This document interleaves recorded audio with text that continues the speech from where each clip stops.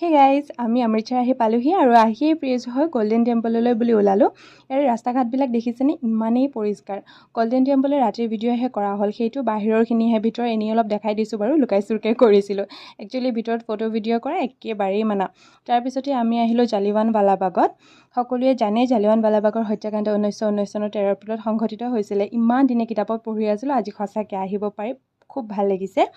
আৰু এই কোৱাটো দেখিছেনে, এই কোৱাটোৱে সেইটো কোৱা যিটো কোৱাত আপোনাৰ বহুতো নিৰ্দোষীয়ে প্ৰাণ ৰক্ষাৰ কাৰণে জাপ দিছিল। আৰু এই ৱালখনত যে মাৰ্ক কৰা আছে, এইটো আপোনাৰ 1919 চনৰ 13 এপ্ৰিলৰ গণসভাত গুলীচালনাত সংঘটিত হোৱা গুলীৰ চিনবিলাক।